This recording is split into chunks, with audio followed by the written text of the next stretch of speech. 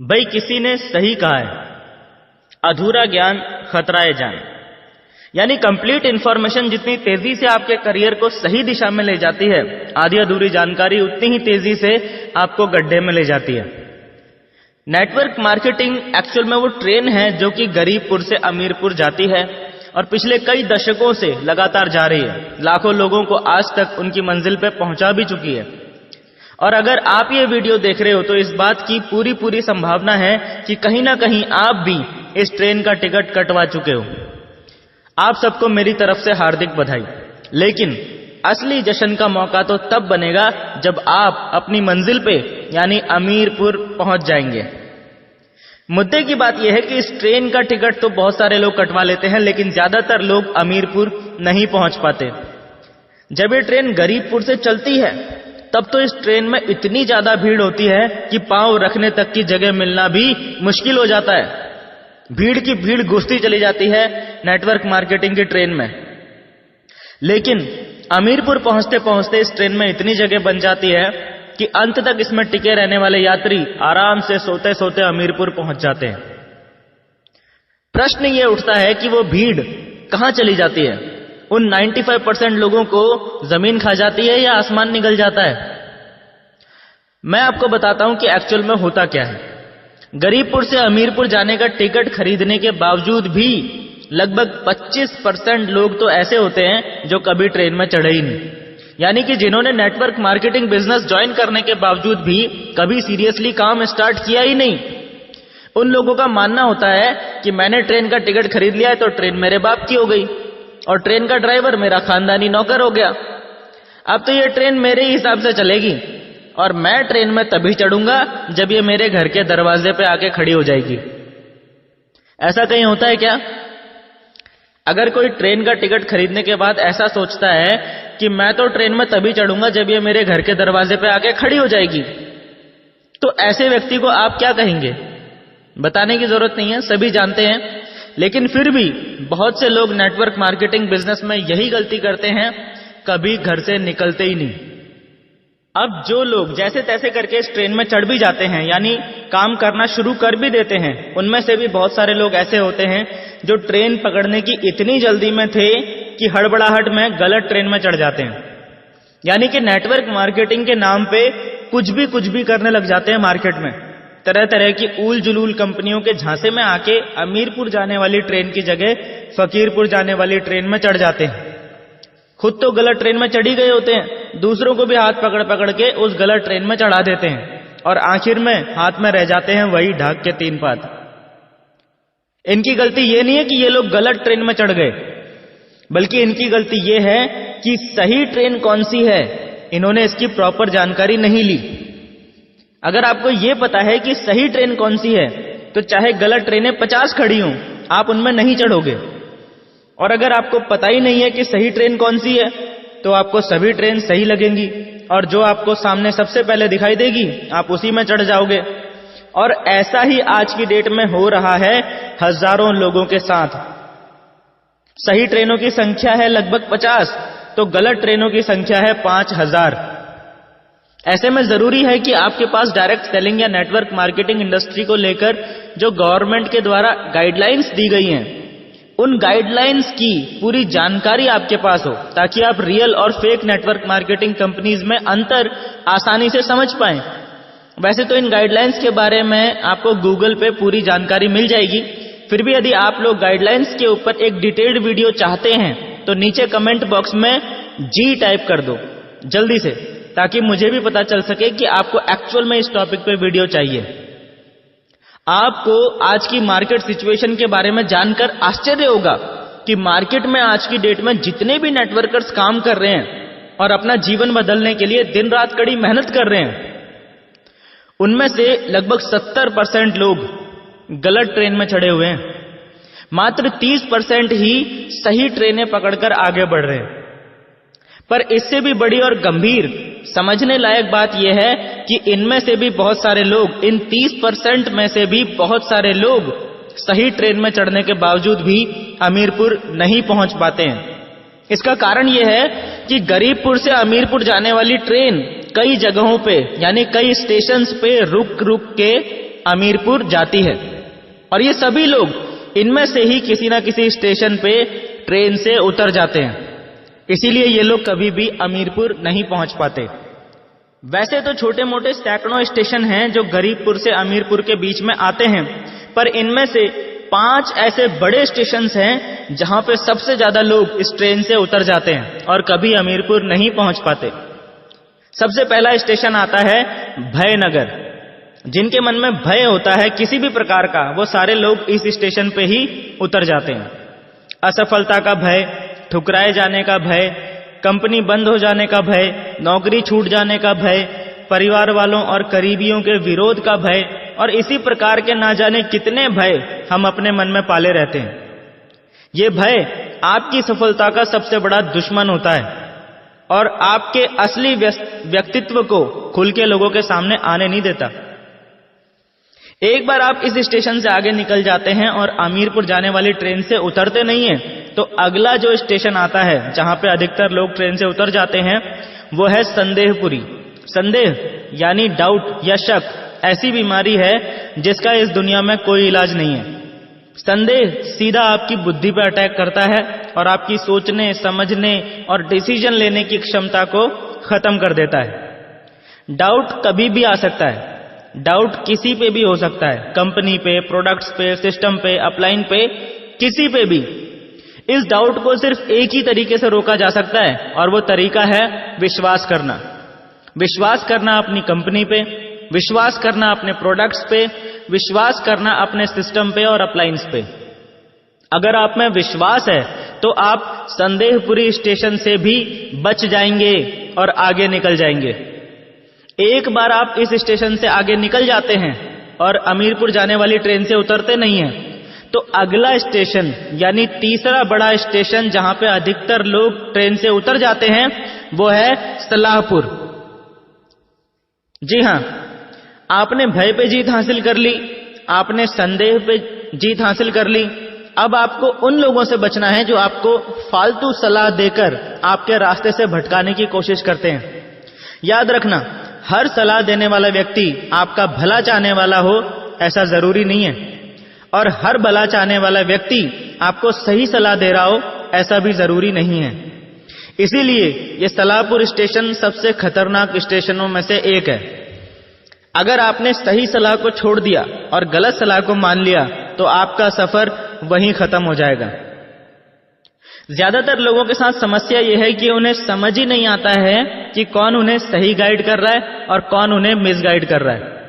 जरूरी नहीं है कि चिकनी चुपड़ी बातें करने वाला आपका भला चाहने वाला ही हो और कड़वी बातें करने वाला आपका बुरा चाहने वाला ही हो। एक सिंपल सा लॉजिक देता हूं आपको, जिससे कि आपको आज के बाद ये अंडरस्टैंड करना आसान हो जाएगा कि कौन आपको सही सलाह दे रहा है और कौन आपको गलत सलाह दे रहा है। हर वो व्यक्ति जो नेटवर्क मार्केटिंग बिजनेस में एक्सपर्ट है, और आप जहां भी, जिस भी कंपनी में, जिस भी पोजीशन में हो, आपकी ग्रोथ से अगर उस व्यक्ति को इनकम हो रही है, आपकी टीम बढ़ने से अगर उसका बिजनेस भी बढ़ रहा है, तो समझ लो कि वो आपको सही सलाह दे रहा है। लेकिन अगर कोई व्यक्ति आपको सलाह तो दे रहा है लेकिन उसका खुद नेटवर्क मार्केटिंग में कोई एक्सपीरियंस नहीं है, जैसे आपके बहुत सारे फ्रेंड्स होंगे, आपके बहुत सारे रिलेटिव्स होंगे, आपके पेरेंट्स होंगे, ये सब लोग चाहते तो आपका भला है पर नेटवर्क मार्केटिंग के बारे में आपको सही सलाह नहीं दे सकते। इसीलिए टेक्निकली इनकी सलाह पे चलना आपके नेटवर्क मार्केटिंग करियर के लिए घातक सिद्ध हो सकता है। दूसरे वो लोग जो आपको सलाह तो देते हैं और वो लोग नेटवर्क मार्केटिंग के एक्सपर्ट भी होते हैं, लेकिन उनके द्वारा दी गई सलाह के अंदर एक हिडन कमांड छुपी होती है। यानी कि वो लोग डायरेक्टली आपको आपका रास्ता बदलने के लिए नहीं बोलते, लेकिन उनकी मंशा यानी इंटेंशन यही होती है कि आप अपना रास्ता बदल के उनके साथ उनकी कंपनी में शामिल हो जाएं।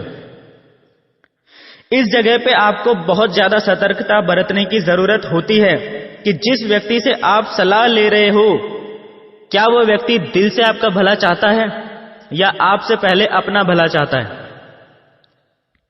सबसे ज्यादा वो लोग इस सलाहपुर स्टेशन पे उतर जाते हैं जो नेटवर्क मार्केटिंग में बिगिनर्स लेवल पे होते हैं। इसीलिए सावधान रहें। सलाहपुर में कहीं अपनी ट्रेन से उतर मत जाना किसी की सलाह मानकर, कान बंद करके अपनी सीट पे बैठे रहना, यानी लोगों की बातों की परवाह किए बगैर अपना काम करते रहना।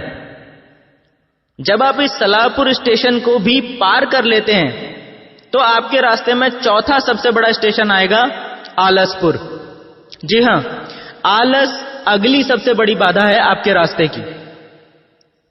हम में से बहुत से लोग आलसपन के जाल में फंस के अपने लक्ष्य को, अपनी मंजिल अमीरपुर को भूल जाते हैं और आलसपुर स्टेशन पर ट्रेन से उतर जाते हैं। अगर दिल्ली से मुंबई ट्रेन का सफर 22 घंटे का है तो आपको हर हाल में 22 घंटे उस ट्रेन में बैठना ही पड़ेगा। आप अपनी मर्जी से बीच में किसी भी स्टेशन पे उतर के घूमने नहीं जा सकते। 22 घंटे मतलब पूरे 22 घंटे। लेकिन आलसी लोग इतना झेलने से पहले ही बीच में आलसपुर पे उतर जाते हैं। फिर बोलते हैं ट्रेन में तो हम भी चढ़े थे जी, हम तो अमीरपुर नहीं पहुंचे। आलसी आदमी हर काम को टालता रहता है, बहाने बनाने लगता है और अपनी लाइफ की हर प्रॉब्लम के लिए दूसरों को दोष देने लग जाता है।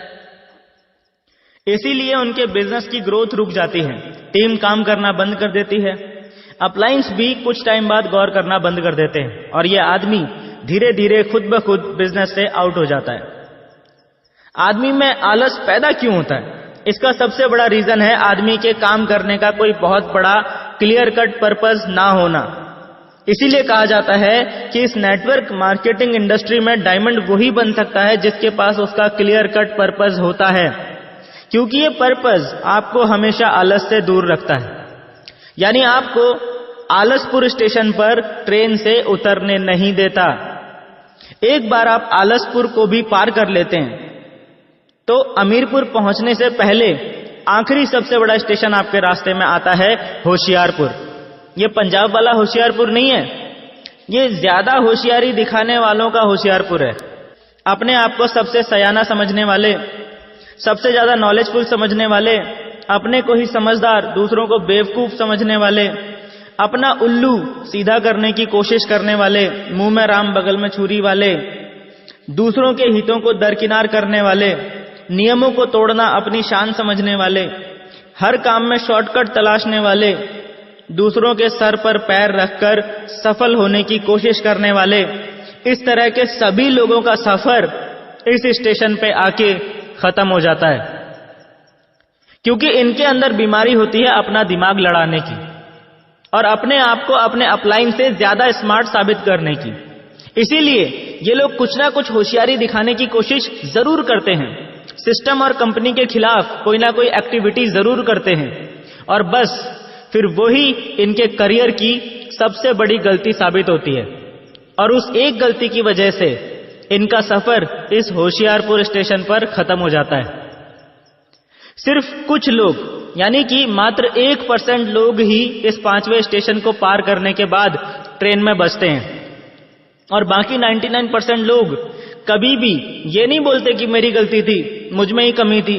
वो ट्रेन को और उसके ड्राइवर को गाली देने लगते हैं और जो लोग अंत तक इस ट्रेन में बैठे रहते हैं वो लोग आखिरकार अपनी मंजिल में पहुंच ही जाते हैं, यानी अमीरपुर पहुंच के जीवन भर खुशी, आनंद और चाहतों की जिंदगी जीते हैं। याद रखना, ट्रेन का टिकट खरीद लेना ही काफी नहीं है, अपने आप को गरीबपुर से अमीरपुर पहुंचाना सबसे पहले आपकी खुद की जिम्मेदारी है, उसके बाद ही किसी और से कुछ उम्मीद करना। एक सवाल के साथ इस वीडियो को एंड कर रहा हूं, जिसे ये सवाल समझ में आ गया उसे इस पूरी वीडियो का मैसेज भी समझ में आ जाएगा। अपने दिमाग पे थोड़ा सा जोर डाल के सवाल का जवाब नीचे कमेंट बॉक्स में जरूर देना। सही जवाब देने वालों का नाम अगली वीडियो में जरूर आएगा। अब सवाल सुनो। एक बार एक जगह पे रेस आयोजित हो रही थी। रेस जीतने वाले को 1 करोड़ रुपए का इनाम मिलने की घोषणा की जाती है। उस रेस में 3 लोगों ने पार्टिसिपेट किया, मिस्टर ए, मिस्टर बी और मिस्टर सी।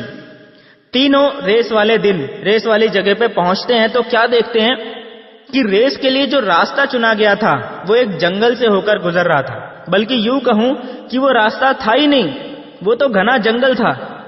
और चैलेंज ये था कि जो व्यक्ति सबसे पहले इस जंगल को पार करके दूसरी तरफ पहुंच जाएगा वो विजेता बन जाएगा। समस्या ये थी कि उस जंगल में शेर, चीते, भालू, सांप, बिच्छू, मगरमच्छ, हाथी और तमाम तरह के जंगली जानवर भरे पड़े थे और साथ ही कंकड़, पत्थर और कंटीली झाड़ियों से वो जंगल भरा पड़ा था। अब हुआ ये कि ये सब देखकर मिस्टर ए ने तो रेस में भाग लेने से ही मना कर दिया। उसने सीधा बोल दिया, मेरे बस की बात नहीं है भाई। अब मिस्टर बी और मिस्टर सी इन दोनों ने दौड़ने का डिसीजन लिया। रेस शुरू हुई और मिस्टर बी और मिस्टर सी घुस गए जंगल में। दौड़ते दौड़ते थोड़ी देर में क्या हुआ, मिस्टर बी को ठोकर लगी और वो कंटीली झाड़ियों में गिर गया। उसके शरीर में जगह जगह से खून निकलने लगा और वो रोता रोता वहीं से वापस लौट गया। जहां से रेस शुरू हुई थी वापस वहीं पे आके खड़ा हो गया। मिस्टर सी भी जंगल में दौड़ रहा था।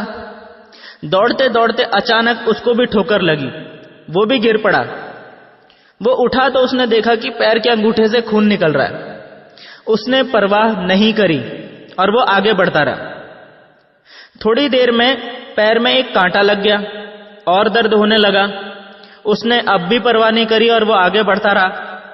इसी प्रकार जंगल में जितनी भी मुश्किलें आई उसने किसी की भी परवाह नहीं करी और वो लगातार आगे बढ़ता चला गया। देखते ही देखते उसने पूरा जंगल पार कर दिया। वो विजेता बन गया और उसे 1 करोड़ रुपए का इनाम मिल गया। सवाल ये नहीं है कि कौन जीता या किसका फायदा हुआ। आप लोगों से मेरा सवाल ये है कि इस स्टोरी में सबसे ज्यादा नुकसान किसका हुआ, मिस्टर ए का, मिस्टर बी का या मिस्टर सी का? जल्दी से अपना दिमाग इस्तेमाल कीजिए और नीचे कमेंट बॉक्स में बताइए कि सबसे ज्यादा नुकसान किसका हुआ और क्यों। अगली वीडियो की शुरुआत इसी सवाल के जवाब के साथ होगी और सही जवाब देने वाले सभी लीडर्स का नाम भी नेक्स्ट वीडियो में अनाउंस किया जाएगा।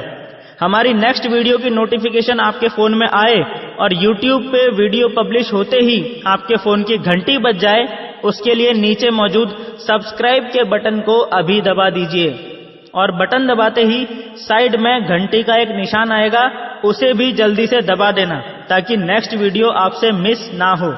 और हाँ, जाने से पहले इस वीडियो को अपनी टीम में शेयर जरूर कर देना ताकि आपकी टीम तक भी ये ट्रेनिंग वीडियो पहुंच जाए और उनका भी दिमाग खुल जाए। मिलते हैं दोस्तों नेक्स्ट ट्रेनिंग वीडियो में, तब तक के लिए thank you and wish you all the best.